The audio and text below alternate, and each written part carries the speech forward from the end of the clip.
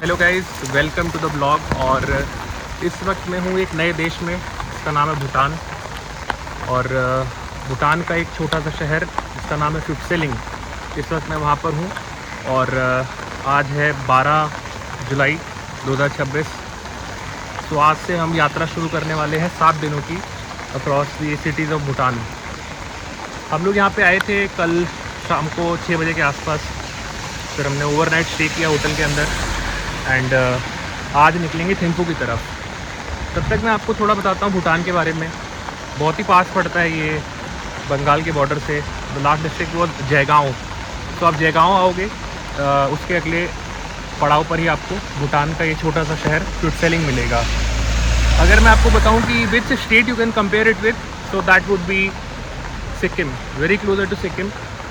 The culture is very similar, people are very nice and यहाँ की एक अलग पहचान ये है कि यहाँ पे साफ़ सफाई का ध्यान बहुत ज़्यादा रखा जाता है, जो कि again you will feel little happier and disappointed at the same time. Because India में आप देखोगे जैसे ही बॉर्डर आप क्रॉस करोगे you realise the difference. People are well mannered and बहुत साफ़ सफाई है यहाँ पे। Everything is very systematic.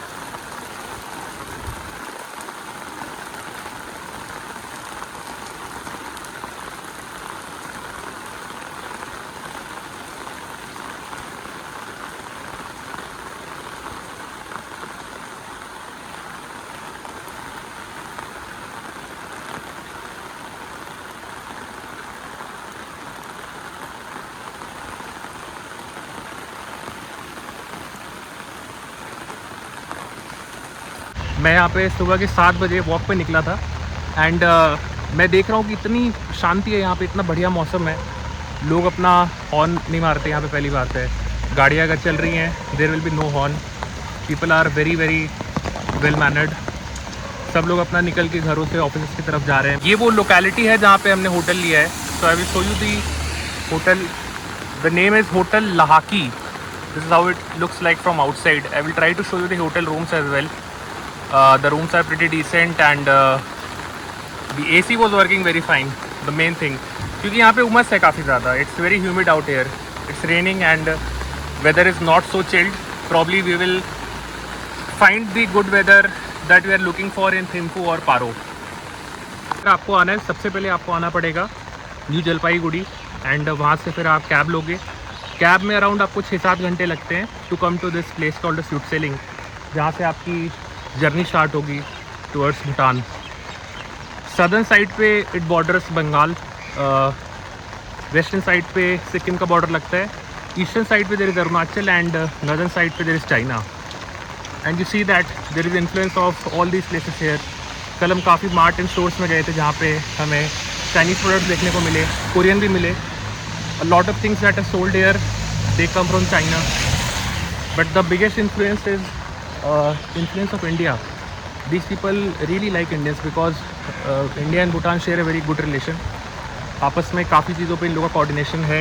The military and police of Bhutan is also trained in India, in IMA and Lavasna. खाना अभी लोकल ट्राई नहीं करा है, but I am very excited to try the local dishes here. एक खासियत जो है यहाँ पे खाने की वो ये है कि यहाँ की डिशेस में चीज़ बहुत यूज़ होता है. That is called an yak cheese and butter tea. चाय में ये लोग बटर मिलाते हैं. We are yet to try that. कल तो नॉर्मल होटल में जो खाना खाया था वो इंडियन ही था. And the country is very cheap as well. It is not expensive. Indian notes हाँ यहाँ पे काम करते हैं. If you come here you can do transactions with Indian notes as well. UPI भी चलता है. We did most of the transaction via Indian notes and हमें बदले में भूटान के नोट्स मिलते थे. They don't give you Indian notes in return for Indian notes, so that is something you have to take care of. And एक pattern है houses के बनने का, जिस तरीके से स्ट्रीट्स लेड आउट हैं. It looks like a very planned city, Phuentsholing specially since it is closer to the border. So जो यहाँ पे जनरल स्टोर्स हैं, जो दुकानें हैं, वो भी रात के 11 बजे से खुली रहती हैं. थिम्फू वगैरह में रात के 9-10 बजे बंद हो जाती है, बट यहाँ पे रात में हम 12 बजे तक भी गए थे तो दुकानें खुली थी, जनरल स्टोर्स वगैरह खुले हुए थे. And it is very accessible for Indians. Any one who wants to come here can come to Bengal and cross the border. बहुत ही आसान इमिग्रेशन प्रोसेस रहता है. आपको लगभग 20 मिनट के अंदर अंदर you will be able to cross the border. अभी मैंने छतरी ले रखी इसलिए मैं आपको दिखा नहीं पा रहा, but this is how the city looks like.